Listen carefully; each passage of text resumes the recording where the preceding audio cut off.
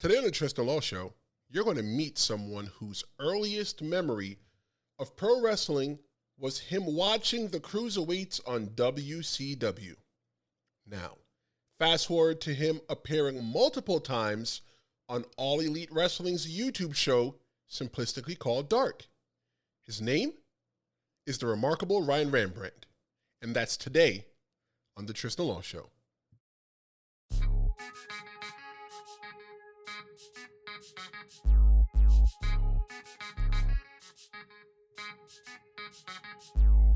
Welcome to the Tristen Law Show, where I introduce you to the personalities in and out of the pro wrestling ring. The unique part is you don't have to be a pro wrestling fan to enjoy this podcast. If it's your first time here, welcome, buenvenido, and hello. New episodes drop on Wednesday. I'm Tristen Law, and welcome to the final, no more episode of 2020. That's until 2021, of course, which is only a couple days from now. But I want to shout out my day one listeners who's been on this journey with me since August. But I also want to shout out my new listeners too. And I'm going to make it really easy for new listeners to catch up. But I'm not going to tell you how until the end of the episode. But I hope your holiday was cool. Mine was really cool. I got to hang out with Matt Lynch from episode 17 and his family. We had a great time. The food was fire. Okay, fine, I won't sing, but the food was great.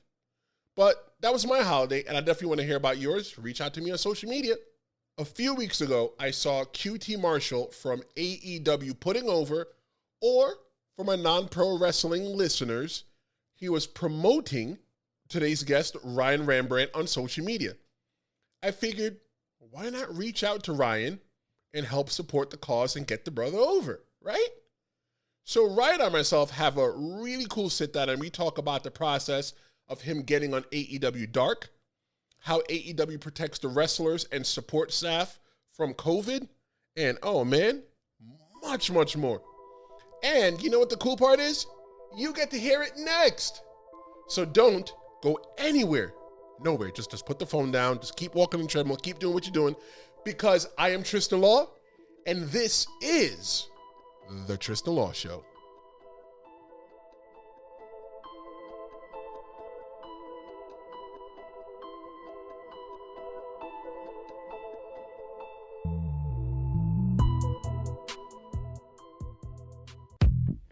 Hey, you. Yeah, I'm talking to you. That shirt you're wearing is so not cool.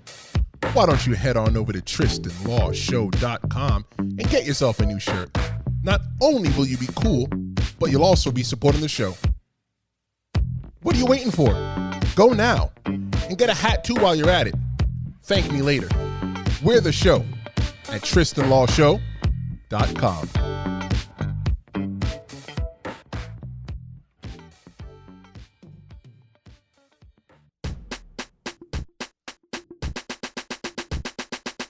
Welcome back to the Tristen Law Show, everybody, and I hope you're having a great time. Just like I promised, my next guest has about 3 years worth of pro wrestling experience underneath his belt. Being trained by AR Fox and QT Marshall, he's making waves of his own in the pro wrestling world.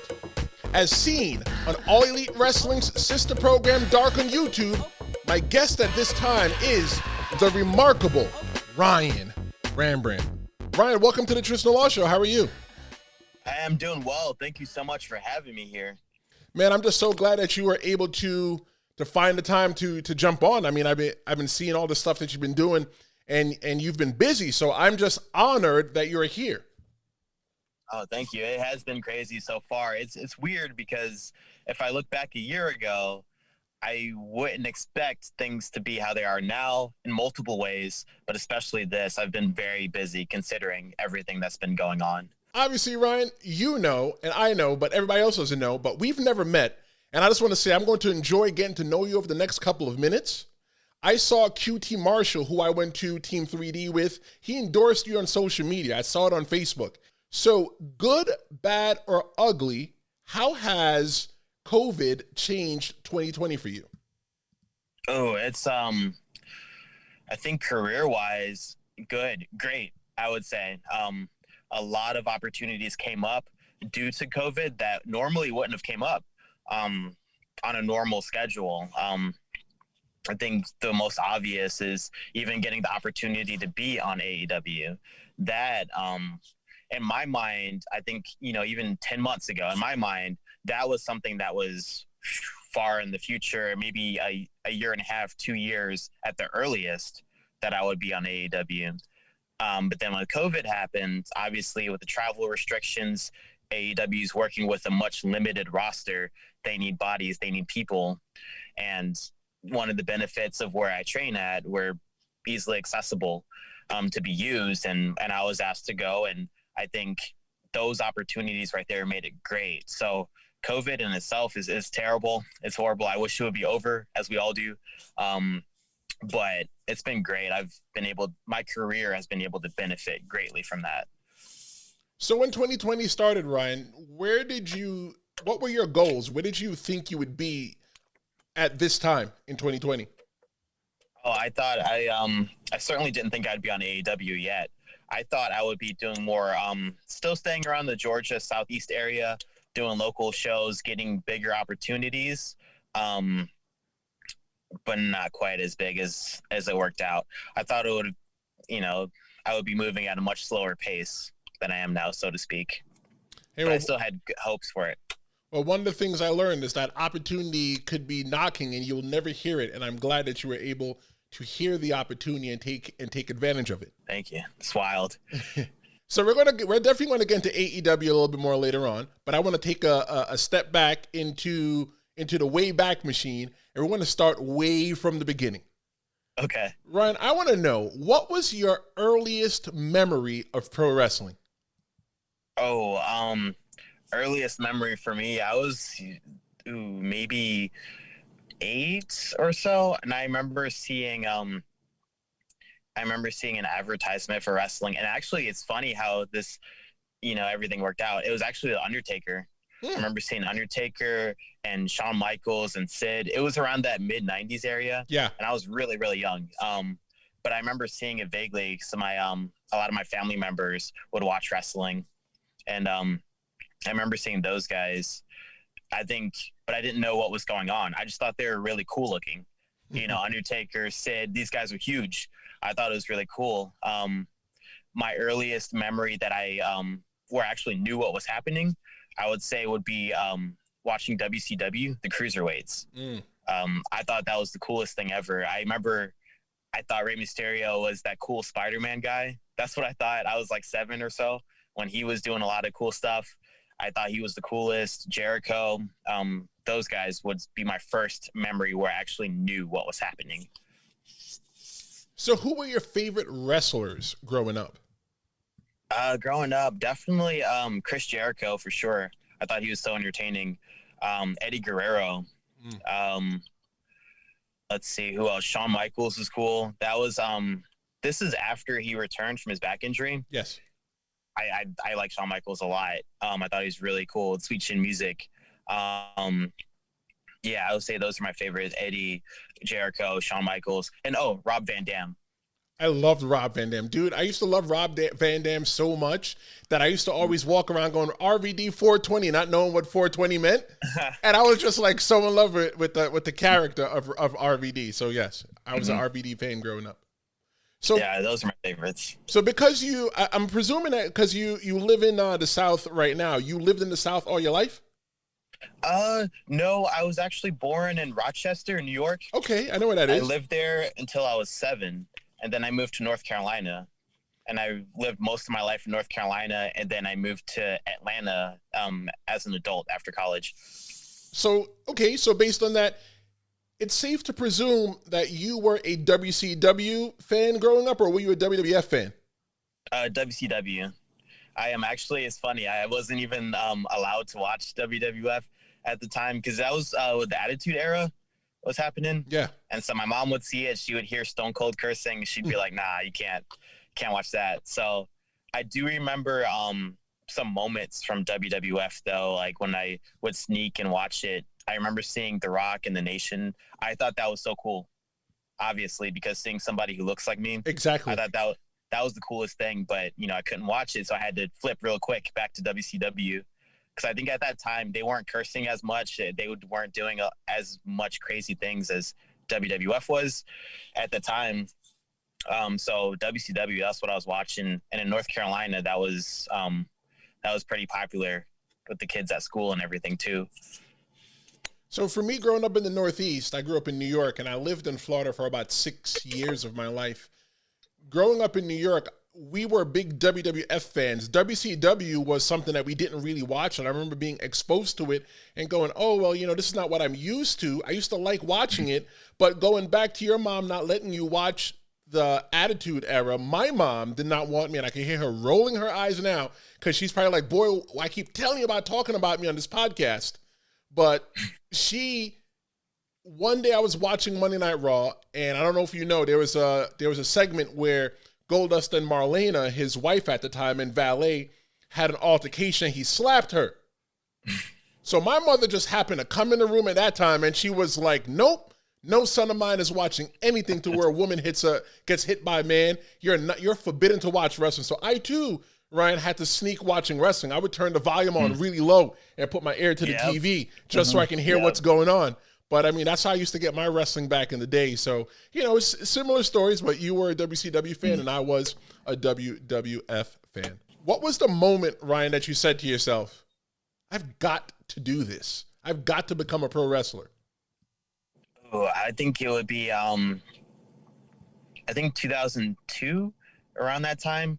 2002, I think because I saw guys like Eddie Guerrero, Chris Benoit, Jericho, Shawn Michaels. And at the time, as a kid, I knew that I would not be 6'5". I knew I would not be 300 pounds. I knew that if I got lucky, I would hit 6'1". You know what I mean? At best, I knew that. And I knew I would be a relatively smaller guy, smaller for the time period that we're thinking.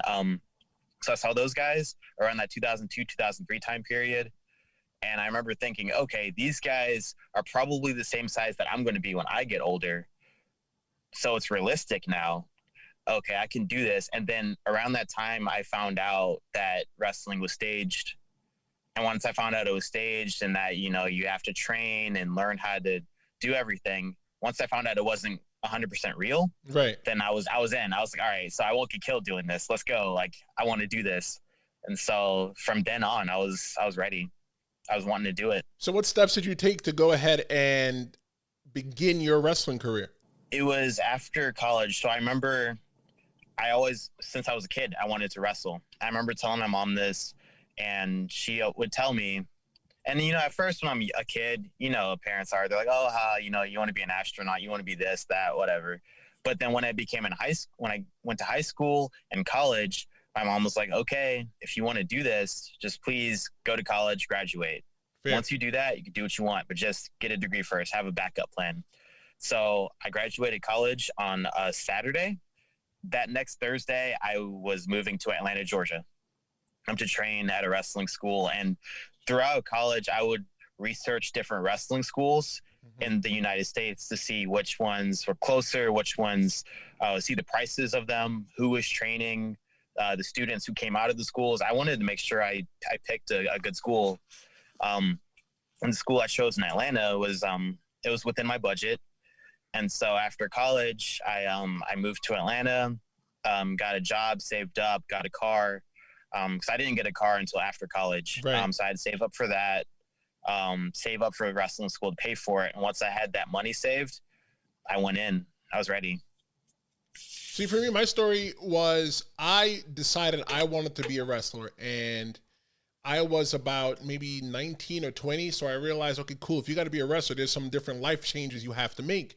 So one of the things I did was I got a gym membership and learned how to work out. I was like, if I went to work out, I said, every pound that I lose is going to make my life a lot easier. Learn how to do a push-up. So I did that. And then I said, I'm going to have to pay for it somehow. Why don't I get a credit card? So I got a credit card, and I went to Bubba Ray and Devon Dudley's school, and they accepted credit cards. So I was able to pay for mine like that. So my mom is not a fan of wrestling. She will only watch if I'm on it. One day I told her, well, Ma, I go to wrestling school. What do you mean by wrestling school? I go to school to learn to be a wrestler. Who's paying for it? I'm paying for it. How? With my money that I work. Okay. Well, good luck. So good luck. So yeah, sometimes everybody has a different road to how to get to wrestling school. Some people are lucky. And what I mean by lucky, Ryan, I'm not talking about like you and I. Some people are lucky to where they get to go to the performance center and they get trained from day one by somebody in WWE, So yeah, everybody's story is different. But you started your pro wrestling training under the guidance of A.R. Fox, then QT Marshall, who have both spent their individual years carving through their own pro wrestling legacies. How did you find your initial pro wrestling school? My initial school was WWA4 in Atlanta, Georgia. With that, I narrowed it down between 3 schools. It was George South School in Charlotte, North Carolina. The Wild Samoans, I believe that's in Orlando, Florida. And then WWA4.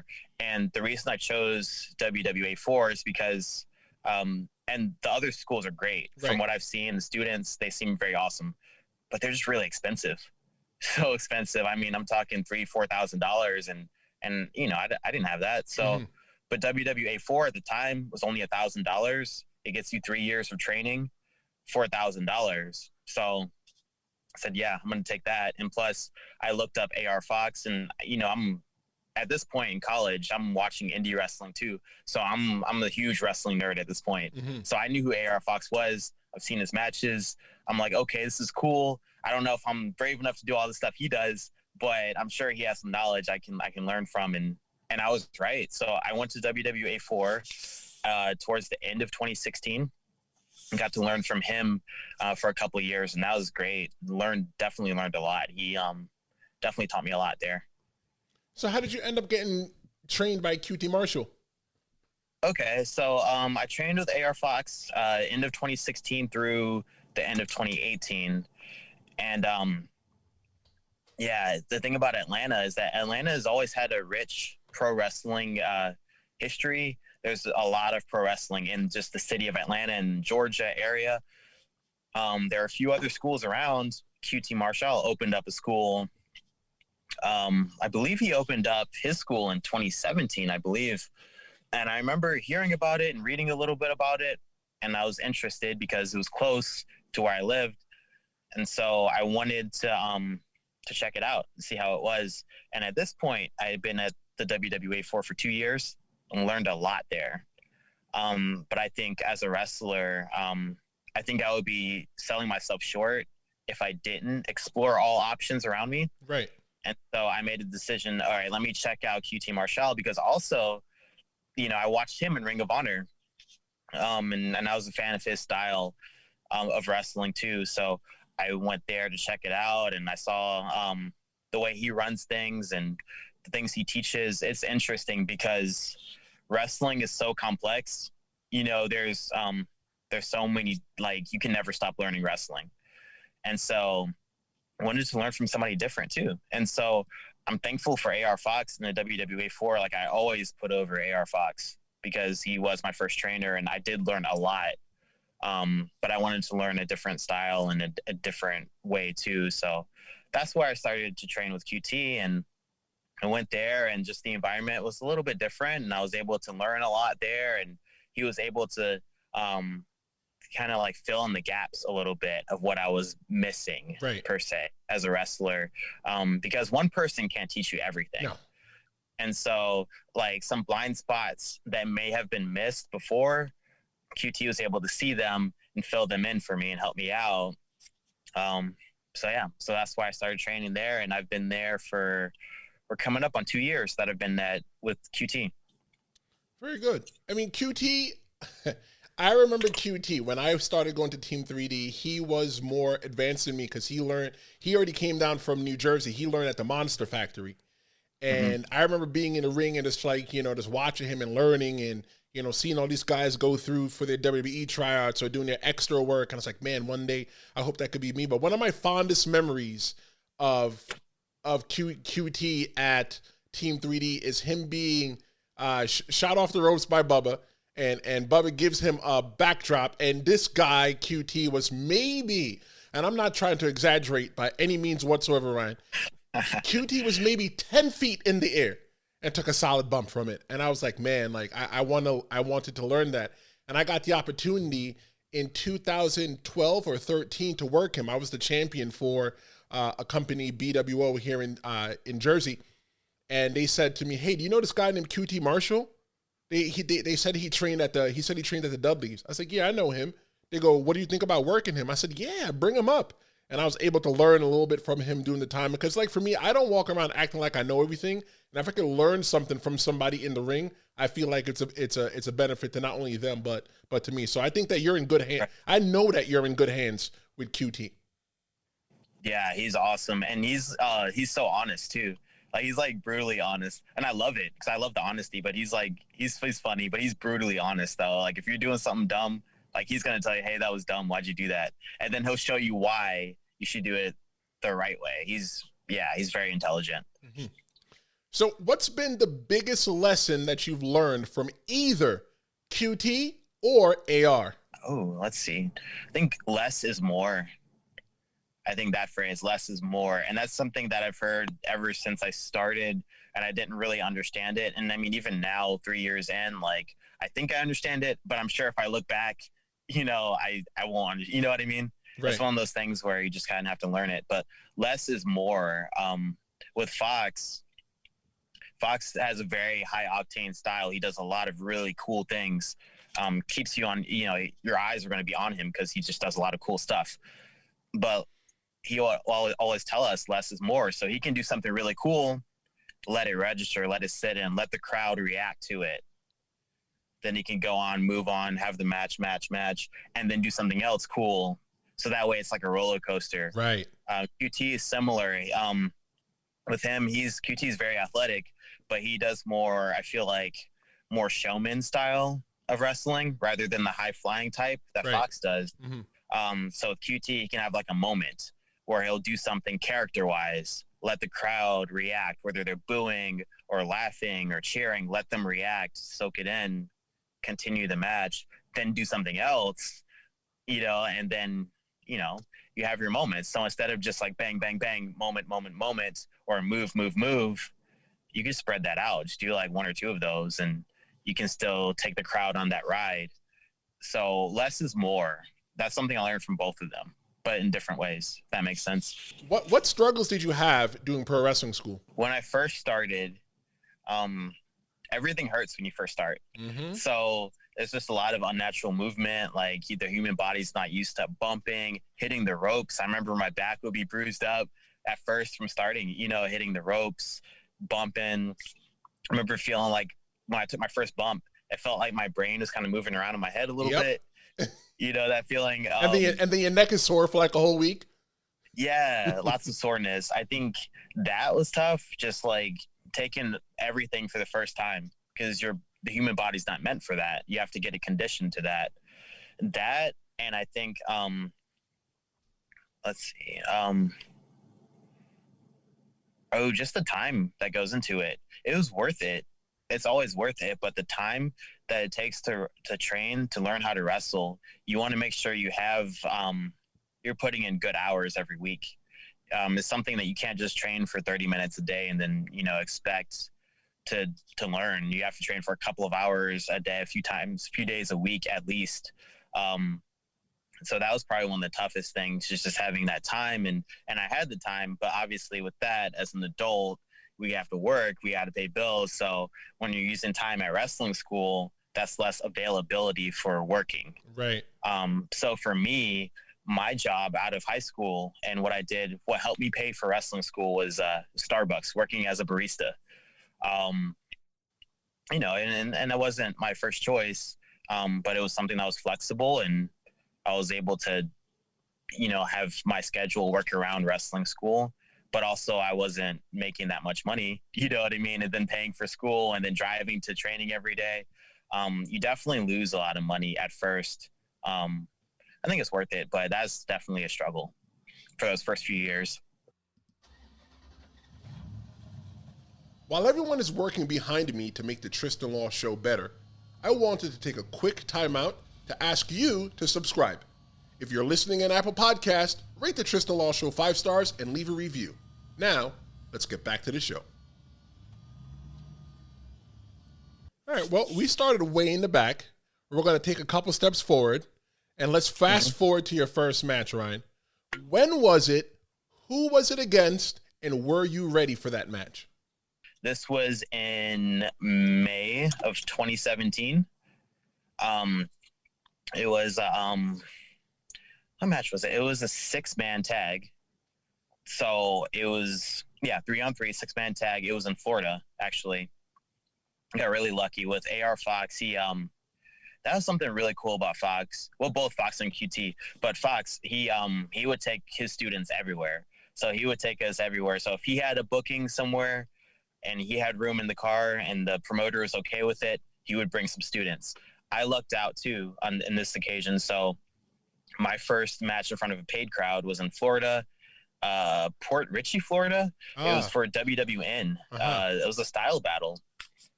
And so I remember it was a 6-man tag. I got paid $20 for it, but I was so excited. I was like, yes, $20 for this. Like I was on cloud 9. That match was fun. I remember, and all the other 5 guys that were in that match, we all trained together. Right. So we all rode down there together. So I actually had it pretty easy compared to most because we trained together. We knew each other, move sets, how each other work. And I think that match went pretty well for a first match in front of a paid crowd. Now, I did have matches before that at the training school. Those were more like student showcase type, not in front of a paid crowd. Those matches you kind of have to learn as you go. So those were a little rougher as expected. But this 6-man tag was my first one where I got paid for. I felt so good. It was the best feeling ever. You know, we're down there in Florida. It's on the show. I'm with my trainer and with people I trained with. It was cool. So that 6-man tag. So for your first match, it sounded like it was a success. But if you can do anything differently, what would that be? Oh, anything differently in that match? Yes. I think I would have more fun. I feel like I didn't really relax until after it was over. I think, especially my first couple of years, I would always be very focused on not messing up and focused on, all right, let me make sure I don't look stupid. Let me make sure I look good. Let me make sure I remember all the spots. I remember I have to be here. I just wish I had more fun. I didn't have fun until after the match was over. And then I could be like, all right, it's over. Let me relax. But that's something I'm learning now is just to have fun with it. Because you can tell when somebody's having fun and they're comfortable, or when they're focused on, all right, this spot, do this. You can tell when someone's having fun. And I think it's easier as a fan to get into it when the performers are having fun. So I would do that. Just have more fun. What's been the coolest moment for you so far in your pro wrestling career? Let's see. Let me think, because I've been blessed to have a couple. I think most recently, I would say working with AEW. Most recently, this was in the end of August. Yeah, it was end of August, beginning September. I got a chance to be in a tag team. I got to team up against Billy Gunn and his son Austin to be able to, and me and Billy started the match. So I got to lock up with Billy Gunn and chain around with him a little bit. That was probably the coolest because I grew up, I remember seeing Billy Gunn when I was a kid, and he's huge, by the way. He's like 6'5". He's a big dude. You wouldn't expect that from what you see on TV. That's a big dude, but he was just really cool, really knowledgeable, and to be able to work with someone like him, multiple time champion, a Hall of Famer, that was a really cool moment in recent memory for me. That's pretty cool. You appeared on AEW Dark, which appears on YouTube, and like I said, it's a sister show to AEW Dynamite. How did you get there, and what's the process to get on Dark? I got there training with QT at the Nightmare Factory. It's not that. So the talent chosen on Dark, it's not just limited to the Nightmare Factory, but we do get looked at, and we can't get chosen. We do get looked at first, I believe. So where you train at, Also just making connections. I think that's the best way to get on there. For me, it's actually funny. So both times I was asked to be on there, I actually wasn't approached to be on AEW. I actually ended up messaging QT both times. And the first time, it was in May, I sent him a message, and I was just shooting my shot. I was like, hey, I know there's a taping next week. Is there any availability? Like, are you looking for anybody extra? Blah, blah, blah.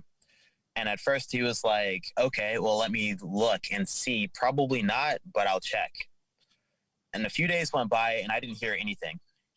So I'm thinking, okay, like, it's all good. Like, I'm in my head, I'm like, okay, it's all good. There's no spots available. I'll just keep doing my thing. Then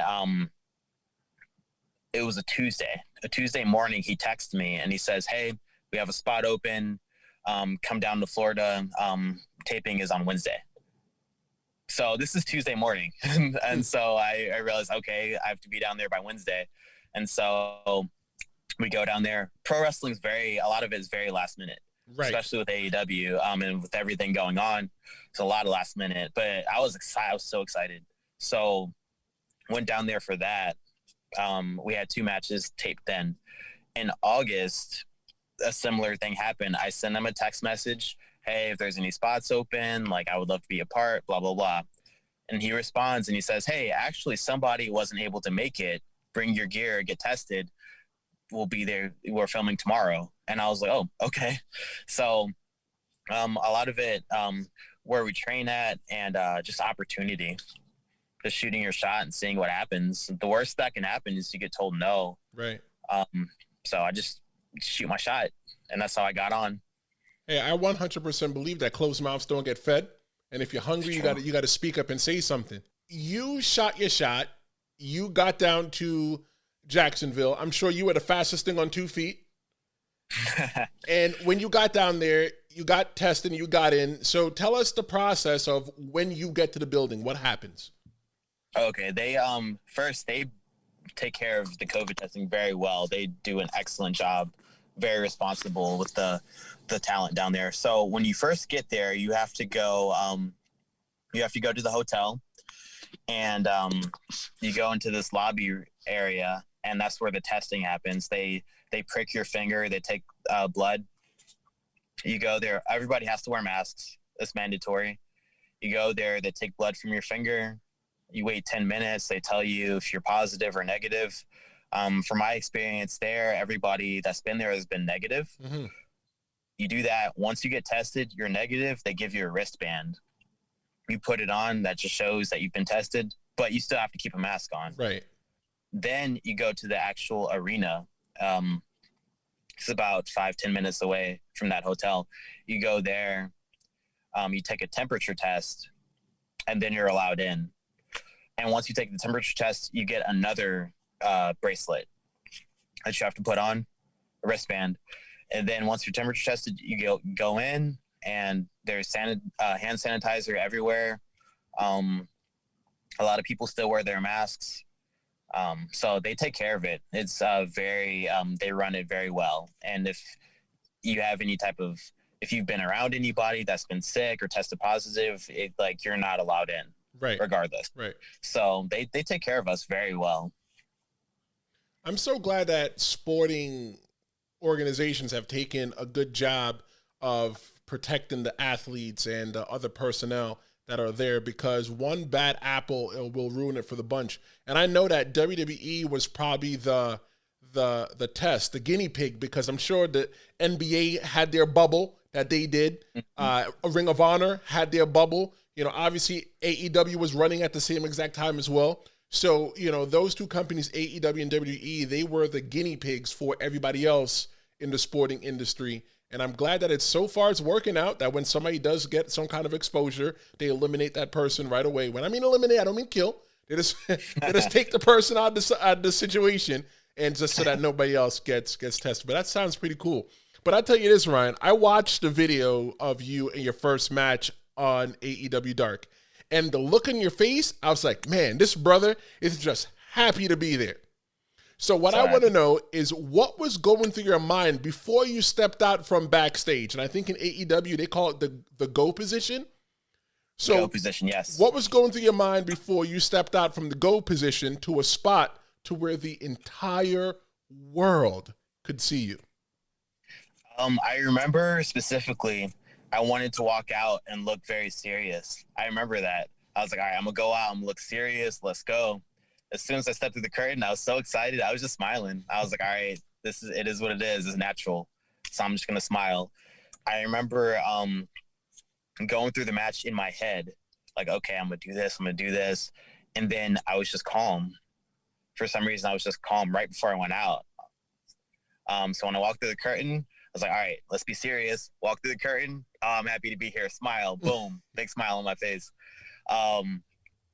And then as I'm walking down, I remember just feeling good. Like, okay, like, I think my first time there, I was nervous. I was so nervous, but I felt good.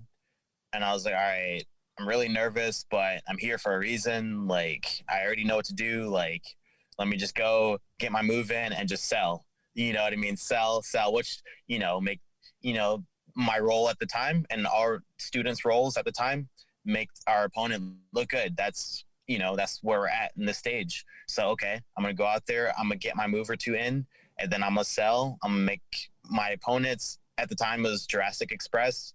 And then the next night it was Private Party. Like, all right, let's make them look good. Let's go out there. Let's do it. It's easy. I kept telling myself, it's easy. You know how to sell. Just do it. I remember just talking to myself. But I was pretty nervous. I was just trying to talk myself out of being nervous. So that was how it was for my first time there. How did you not be nervous, or were you nervous the entire match? So funny story. So actually my first match was with the Jurassic Express, Jungle Boy and Luchasaurus. Mm-hmm. So the bell rings, we have a little spot. Literally within the first 10 seconds, I actually get knocked out. I get knocked unconscious a little bit. If you go back and watch it, so the match starts, I get pushed back. I'm in the wheelbarrow position. Mm-hmm. So Jungle Boy has his arms around my waist in the wheelbarrow, lifts me up, and Luchasaurus does this spin kick, kind of like the Black Mass kick, does that. Boom, hits me right on my jaw. I don't think to put my hand up or anything. Boom, as soon as it hits my jaw, I just remember I just blanked out. And if you go back and watch it, after I get kicked, I'm kind of like on all fours and I'm like frozen for a second. And then I roll out, and then that's where I catch dives and stuff. If you go back and watch it, I'm out for majority of that. So I was kind of going on muscle memory. Right. It's actually funny. And I mean, I don't blame the guys at all. They're very cool, and it happens. It's wrestling. Right. It's not ballet. Yeah, for sure. And so that was actually my first moment once the bell rang was getting knocked out. It was just kind of like a flash, like boom. And so throughout that match, I was going through the motions, really. I wasn't 100% there, but my body could remember where to be at. And then the other match, that was a 2-day taping. So that first day was Jurassic Express, and I kind of came towards the end of the match, and that's where I could remember, okay, I know where I'm at. The second night was with Private Party, and I remember that completely clear. But I do remember after the Jurassic Express match, I went to the back, and Marco Stunt was like, hey, do you feel okay? And I was like, yeah, I feel good. I just got rocked a little bit. And Marco was like, hey, just get looked at by a doctor anyway, just to make sure you're okay. Mm-hmm. So I went, got looked at, and QT was there too, and they gave me like a little concussion test, and I passed it. No concussion, none of that. So I was good to go. Yeah, you just got your bell rung.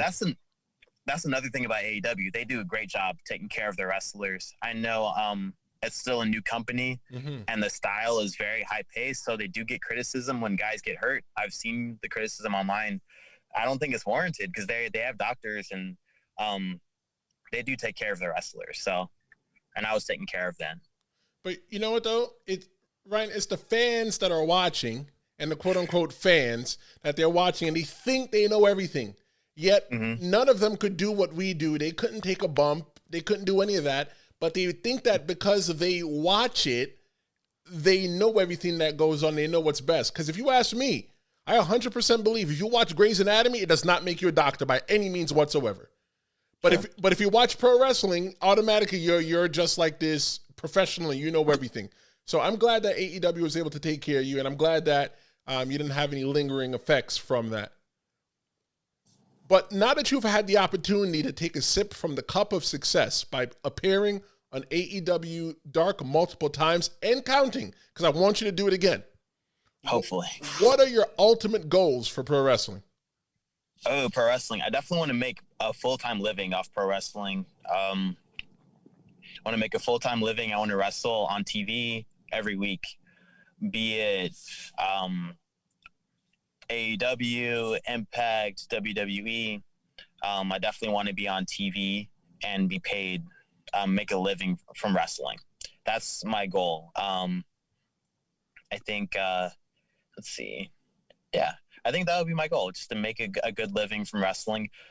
Yeah, I think so. I think looking at all the options that we have with wrestling, it's such a good time. Even pre-COVID was awesome. Mm-hmm. Like pre-COVID was awesome because you had WWE, NXT, Impact, Ring of Honor, NWA.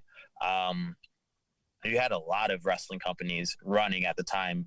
So it just opens your eyes to see, like, if you're a pro wrestler, and as long as you stay consistent, like you keep improving and you don't quit, like there'll be a job for you one day. Like you just got to keep grinding and keep improving. And there's a job because there's so many companies out there and there's so many spots now.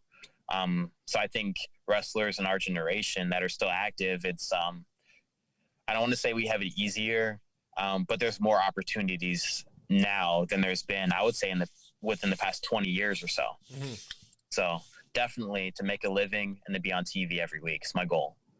I know there's a lot of goals for a lot of wrestlers that we all just want to make a decent living out of this and not have to deal with our BS 9-to-5 job to where somebody's disrespecting you. But, you know, if you can get a job to where, you know, you're living your dream and you're on TV. Like for me, I don't want to be rich and I don't want to be famous.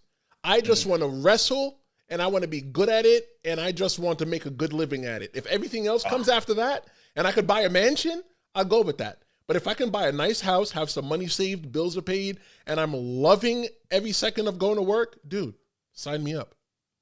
Oh, I agree with that 100%. It's weird. I don't want to be too famous to where, like, I can't go to the store without being bothered. Like, I wonder about that sometimes. Like, I think about, like, The Rock or John Cena. Like, if they go to Walmart, they'll get flooded. You know what I mean? Like, they can't do anything. I don't want to be that famous. You know what I mean? Like, I still want to live a normal life, if that makes sense. I get it. And you know what I tell people as well, too? I tell this to a lot of the newer wrestlers, guys that haven't had wrestling matches yet, or guys that have had 1 or 2 wrestling matches. They go, I want to be just a little bit famous. I tell them, well, you're already a little bit famous. They go, what do you mean? Nobody knows me. No, when you walk around certain towns, people know you as the wrestler. You know, like this, somebody stopped me the other day at Walmart. Oh, hey, Tristen. I said, oh, hey, how's it going? Hey, I'm one of your biggest fans. I'm like, I'm a heel. How do you like me? But okay, cool. I said, hey, no problem. I appreciate you liking the wrestling. When you guys wrestling again? Hey, when this COVID thing slows down. But the question I like to ask people is because I was asked this question a long time ago, and I couldn't answer it. So I like to throw this question out there to see how everybody else answers it.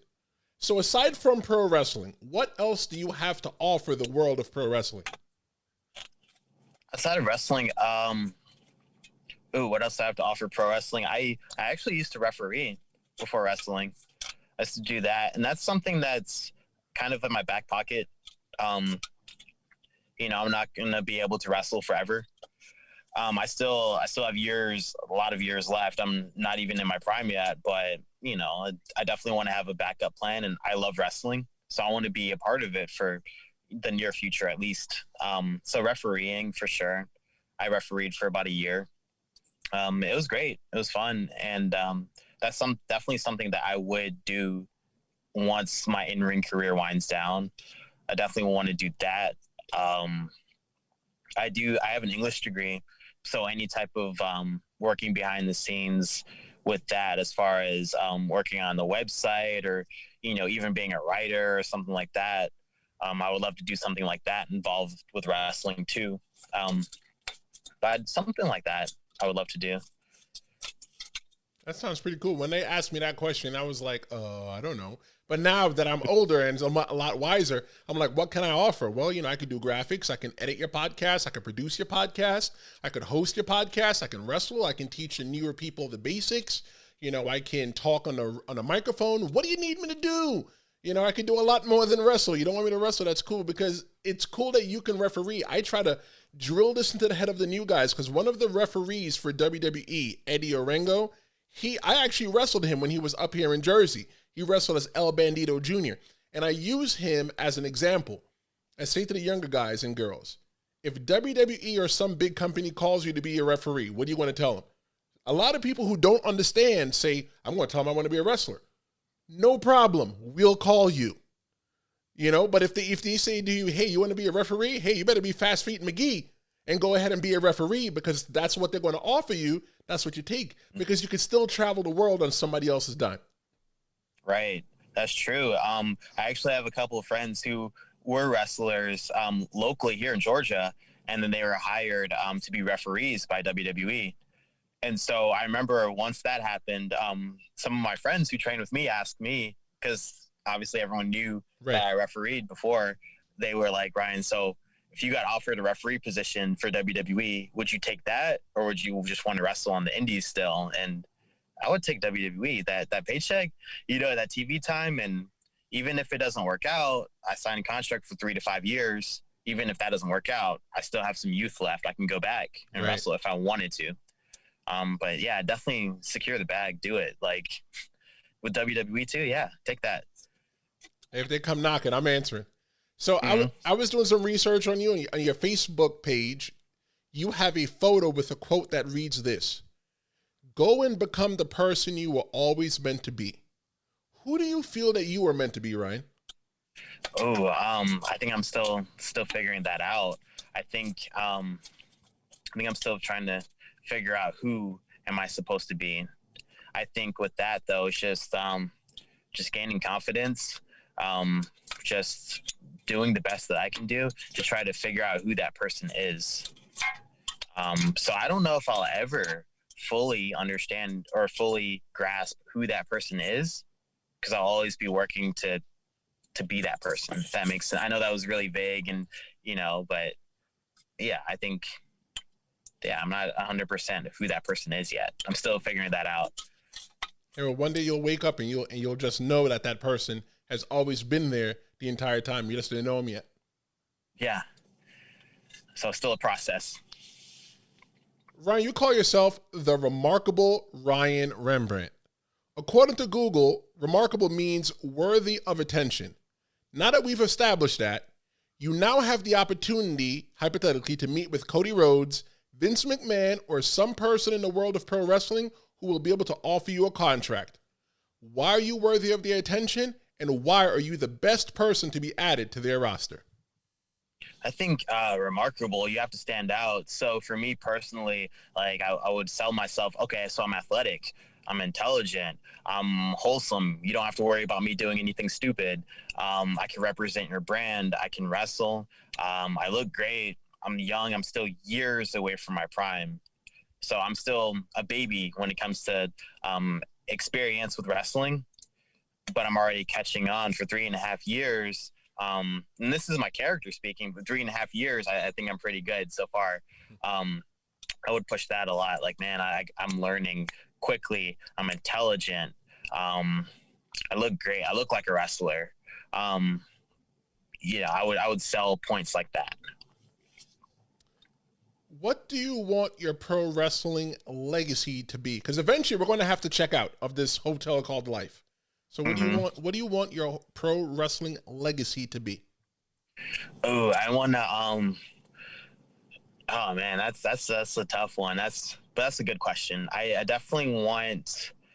I want people to be entertained by me in the ring. I want people to look back and think, okay, whether it's on a local stage or whether it's somebody seeing me on TV, I want people to think, oh, I remember I watched that guy wrestle and he made me feel like this. Or, man, I remember he made me really angry, but then I saw him get his comeuppance, and that was cool. Or, man, this guy, he made me laugh. It was kind of funny when this happened. Or, man, that was cool when he did this. That was inspiring. Like, I want people to feel emotion when they think back on my matches or moments that I had as a wrestler. As a human being, similar. I want people to feel emotion when they think about me, but as a human being, I want kids to see me, and I want kids to be inspired by that. I have a soft spot for kids. So I definitely want children to see me, especially as a Black man. I want them to see that and think, okay, so I can grow up. I can go to college. I could speak the way he speaks, and it's okay. You know what I mean? I mean, as far as like you, I mean, you understand how Black culture works, and the way I speak is not stereotypical how Black men speak. Right. Because, dude, I 100% could relate. Because when I grew up, and I don't like to say racial things, but people used to always tell me when I was a kid, "Why do you talk so white?"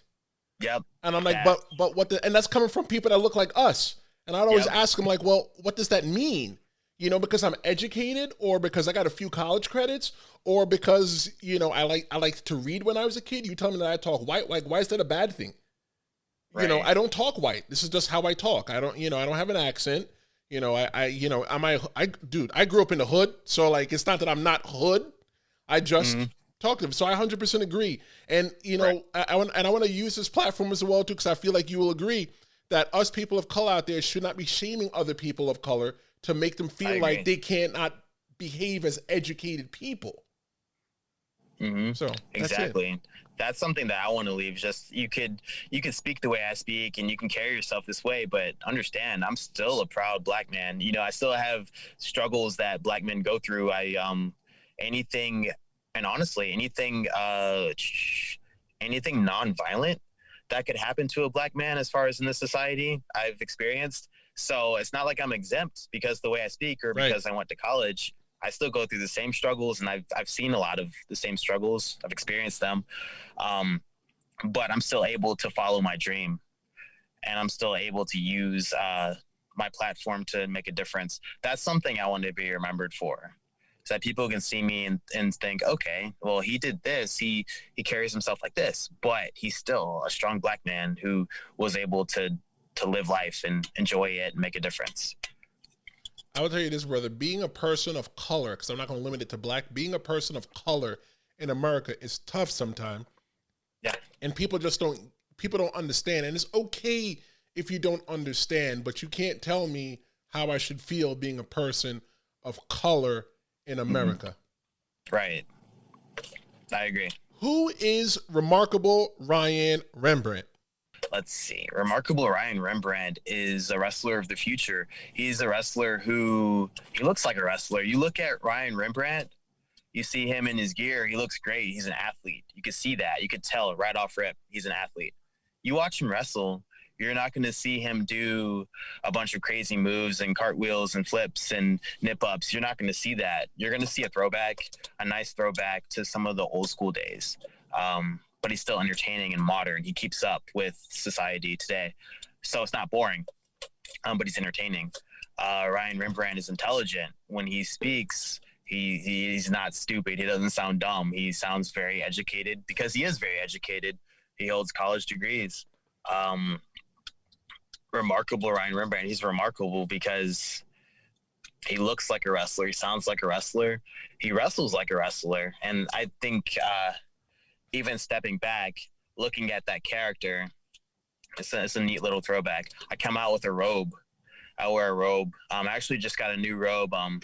Due to COVID, I have to wait a little bit until some shows come up to where I can show it. But I just got a new robe. I wear trunks and boots, old school. My wrestling style, do a lot of suplexes, holds. I don't really do a lot of flying. I can break out a moonsault or a hurricanrana when needed, but I don't do it often. But that's the remarkable part about it, is that I can just break it out whenever I need be. Yeah, that's a little brief synopsis of who Remarkable Ryan Rembrandt is. I love the answer. What's next for Ryan Rembrandt? Oh, what's next? I mean, I can give the generic. You'll just have to wait and see. But I don't want to do that. I think that's kind of lame to do that. I think what's next? Hopefully some another shot at AEW Dark. Would love for that to happen. I have a show. My next show is January 3rd. It's actually in Dallas, Texas, for SOAR Championship Wrestling. I'll be there in Texas. That's January 2nd. It's that Saturday. Very well, Ryan. I appreciate you being here today. Tell everybody how they can find you on social media. Put yourself over. Okay. On social media, Instagram and Twitter is what I use. I use Instagram the most. I also have Twitter. Both of them is at Ryan_Rembrandt. You'll see me there. Go ahead and give me a follow. I post on Instagram frequently. I'm still learning Twitter. Still learning how to figure that out. But Instagram and Twitter, Ryan_Rembrandt is where you'll find me. Well, ladies and gentlemen, that is Remarkable Ryan Rembrandt. You better keep your eyes on this guy. You can always say that you probably heard him here first. Don't go anywhere because I'm going to tell you who will be here next week on the Tristen Law Show and my thoughts of the interview. Don't go anywhere. Ryan, I appreciate the time, and I will be right back.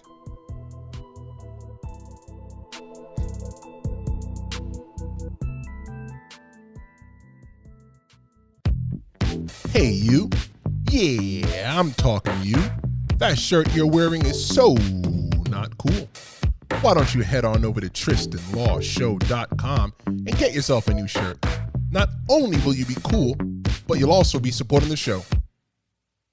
What are you waiting for? Go now and get a hat too while you're at it. Thank me later.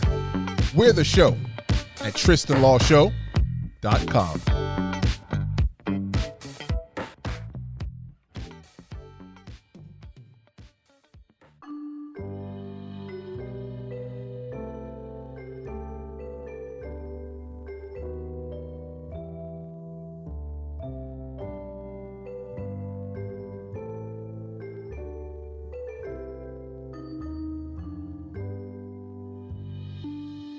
Welcome back to the Tristen Law Show. And I want you to know that we're looking to promote your band or brand here on the Tristen Law Show. And if you want to work with the Tristen Law Show and get your band or brand promoted here, contact the Tristen Law Show at TristenLawShow.com. Or you know what? Just send us an email at TristenLawShow.com for more information. We're looking to work with you in 2021. Don't wait till 2022 because we'll be too big and famous for you then. But start today. What did you think about Ryan? Tell me on social media at The Real Big Tris or Tristen Show at Instagram and or Twitter. You choose. You can find me all over. But here's what I thought. I thought that Ryan's a cool guy.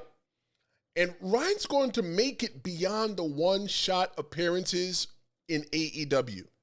He knows what he wants, and he goes out and he gets it. And you just know that because he shot his shot, and that is how he ended up on AEW Dark. And I always tell people, the biggest shot missed is the shot you never take. So for 2021, you know what? Go ahead and take your shot. But my brother Ryan, thank you for the time, and I look forward to meeting you on the road, face to face. Earlier, I talked about how I was going to make it easier for new listeners to catch up. There'll be something for day one listeners to who may have forgotten moments of the Tristen Law Show since we started here in August. But next week will be another bonus episode. It won't be anything new. It'll be a bonus episode where I will reveal to you guys the top 5 episodes of 2020 and some behind-the-scene moments from those top 5 episodes. It's going to be a cool episode. You don't want to miss it, and I'll drop wherever you could find a podcast and at TristenLawShow.com. If you like this episode, I need a favor from you. Yeah, I'm talking to you. Share this on your favorite social media platform, and don't forget to tag myself or the show. Don't make this be the thing that you do. Let's make this be the thing that we do. You can walk up to a random stranger and tell them to listen to the Tristen Law Show. Yeah, they're going to think you're crazy, but who cares what other people think, right? Fine. If you're worried about being judged, go on over to TristenLawShow.com and at least buy a shirt, because people will think that you're really, really cool. Rate the Tristen Law Show 5 stars on Apple Podcasts and leave a review, please, because reviews mean a lot. Whichever podcast platform you're using to listen, please subscribe to get notified when new episodes drop. And the best part is that it's free. Learn more about myself and the Tristen Law Show by typing TristenLawShow.com in your internet-enabled device for more info. I'll be waiting for you next year, and I'm Tristen Law. And this is the Tristen Law Show. And until next year, adios.